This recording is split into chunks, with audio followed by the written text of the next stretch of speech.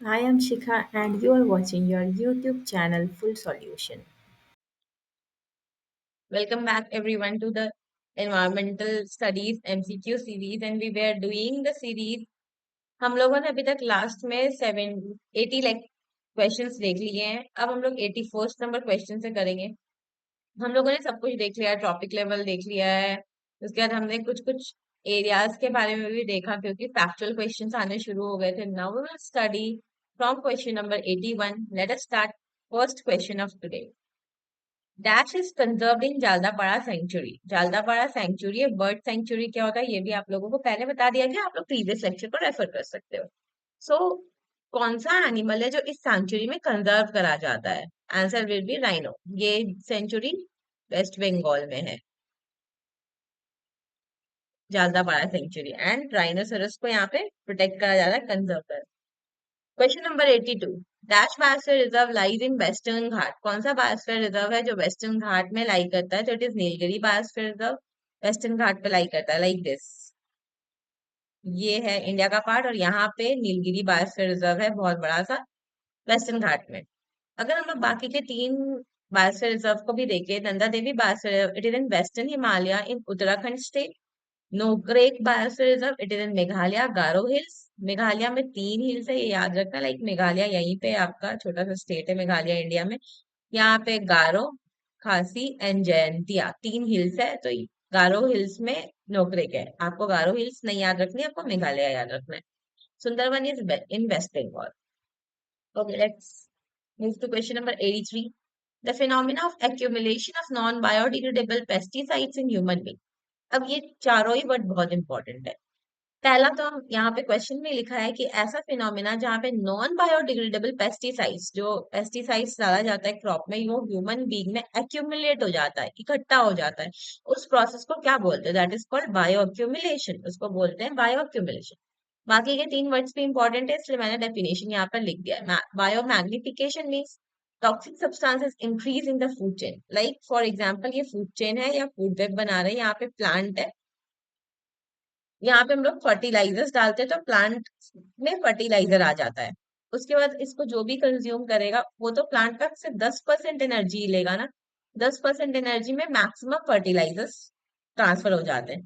फिर इससे यहाँ पे 10% एनर्जी जाएगी, इस 10% में फर्टिलाइजर का नंबर इंक्रीज होता चला जाता है। तो वही लिखा है कि टॉक्सिक सब्सटेंसेस जब इंक्रीज होते चले जाते हैं फूड चेन में, उसको हम लोग बोलते हैं बायो मैग्निफिकेशन, मैग्नीफाई हो जाना किसी चीज का। बायोडिग्रेडेशन मतलब micro organism breaking down organic matter. Organic matter को जो माइक्रो ऑर्गेनिज्म ब्रेक डाउन करते हैं into simplest form, like ammonia को नाइट्रोजन में ब्रेक डाउन करना, is known as biodegradation. Okay, bio remediation, remedy, ये वर्ड रेमेडी से आया है। कब? जब हम लोग लाइफ को यूज करें, माइक्रो ऑर्गेनिज्म को यूज करें किसी चीज की रेमेडी के लिए, लाइक एयर पोल्यूशन को बचाने के लिए, वाटर पोल्यूशन को बचाने के लिए, तो उसको बायो रेमेडिएशन बोलते हैं। यहाँ लिखा भी है micro organism use for detoxifying environment contamination. किसी भी तरह का एनवायरमेंट कंटामिनेशन हो उसको डिटॉक्सिफाई करने के लिए अगर माइक्रो ऑर्गेनिज्म यूज करा जाए तो उसको हम लोग बायो रेमेडिएशन बोलते हैं। All these four words are very important. Question number 84. The study that deals with the interaction of organism with their environment. It is called ecology. ये पहले ही पता चुके हैं कि इकोलॉजी का मतलब है इंटरैक्शन ऑर्गेनिज्म का उनके इन्वायरमेंट के साथ। लेकिन बाकी तीन वर्ड भी देख लेते हैं। Botany is study of plant, biology study of animal, and etiology is study of causes of disease, कि किसी डिजीज को वायरस कॉज कर रहा है, बैक्टीरिया कॉज कर रहा है, या कोई अदर कॉजेज है, उसके स्टडी को एटियोलॉजी बोलते हैं।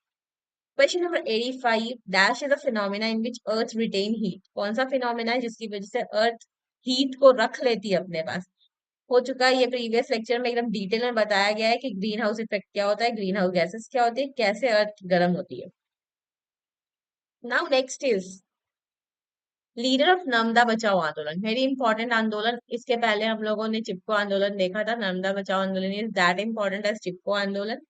इसकी लीडर मेधा पाटेकर जी थी। ये 1985 में शुरू हुआ था। Okay, why? Against the Sardar Sarovar dam. Sardar Sarovar dam Narmada में बनने वाला था, इसके अगेंस्ट में शुरू किया गया था by the Medha Patekar. And इसको फंडिंग वर्ल्ड बैंक भी दे रहा था।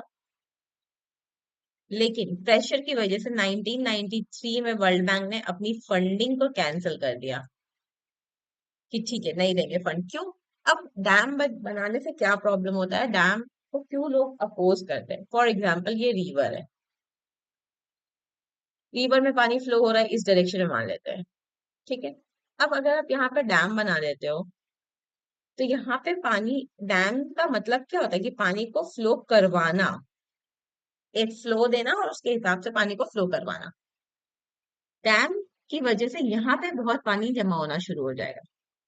यहाँ पे आप पानी को कंजर्व, डैम का तो एक ये भी फोकस एरिया होता है ना कि पानी को कंजर्व करना, रिजर्व करना। इस एरिया में पानी जमा होना ज्यादा शुरू हो जाएगा और ये रिवर इतनी पतली नहीं रह जाएगी, ये रिवर बढ़ जाएगी क्योंकि यहाँ पानी जमा होना शुरू हो रहा है। ऐसे करके ये एरिया को लेगी, फिर अपने ओरिजिनल पाथ में आ जाएगी। ये वाला एरिया जहाँ पे लोग रहते हैं, ट्रीज है, फॉरेस्ट है, ये पानी में डूब जाता है जब डैम बनता है तो। दैट इज वाई यहाँ पे रहने वाले लोग, यहाँ इन्वायरमेंटलिस्ट, ये लोग अपोज करते हैं डैम को बनने के लिए। ये डैम एरिया ऑक्यूपाई करता है जिसकी वजह से सब कुछ ही खत्म हो जाता है आसपास का, लोग डिस्प्लेस होते हैं। तो इसमें भी 25,000 से भी ज्यादा, लाखों लाखों की संख्या में लोगों को डिस्प्लेस होना पड़ा था। That is why Narmada Bachao Andolan was there. 87 number question, the cause of Bhopal gas tragedy is, done in initial lectures. ये क्वेश्चन था भी नहीं, फिर भी वहां पे हम लोगों ने क्वेश्चन को देख लिया था। आप लोग इसका आंसर देख लीजिए, मिथाइल आइसोसाइनेट, ये कौन से ईयर में हुआ था, ये आप लोग बताएंगे। और कभी कभी ये भी पूछ जाता है कि कौन से स्टेट में सबसे बड़ी गैस ट्रेजेडी हुई थी इंडिया में, that is MP, Bhopal is in MP. Next 88 number question, on which date was Stockholm conference on human environmental. Stockholm conference कोई भी वर्ल्ड का फर्स्ट कॉन्फ्रेंस था जहां पे हम लोग इन्वायरमेंट के बारे में बात किए थे, ह्यूमन इन्वायरमेंट इंटरेक्शन के बारे में बात किए थे। इट वाज हेल्ड इन जून 5 1972, और इसी से जून 5 को इन्वायरमेंट डे डिक्लेयर करा गया था। The cutting down of trees and setting them on fire and raising crops on resulting ash is called, very important. ये क्या लिखा है देखिए, ट्री को काटना एंड उसके बाद जो बचा कुचा एरिया है उसको जला देना और ऐश में बदल देना। क्यों ऐश में बदलना? ताकि वापस सॉइल को फर्टिलाइजर मिल जाए, फर्टिलिटी इंक्रीज हो जाए सॉइल की। इसको झूम कल्टीवेशन बोलते हैं। इसको एक और कल्टीवेशन के नाम से जानते हैं जो आप लोग कभी ज्योग्राफी में पढ़े होंगे, स्लैश एंड बर्न कल्टीवेशन। ये हमारे नॉर्थ ईस्ट में बहुत प्रैक्टिस होता है आज भी। बाकी और भी इंडिया के प्लेसेस में प्रैक्टिस होता है, लेकिन अभी इसको बैन कर दिया गया है कि स्लैश एंड बर्न एग्रीकल्चर से बहुत लॉस हो जाता है ट्री का, इन्वायरमेंट का। क्रॉप रोटेशन क्या होता है? क्रॉप रोटेशन, अगर हम अभी धान का खेती कर रहे हैं, अगर हम अभी राइस का कल्टीवेशन कर रहे हैं तो सेकेंड टाइम पे हम पल्सेस का कल्टीवेशन करेंगे।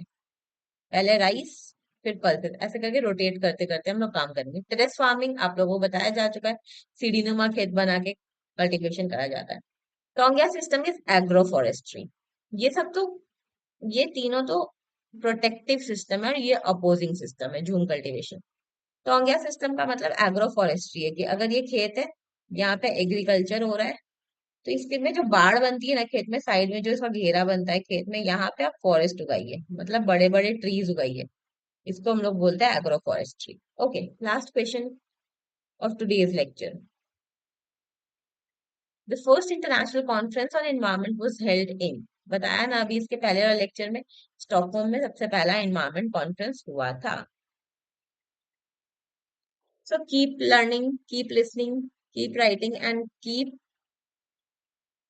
seeing the videos, watching the lectures. Thank you. Thank you very much.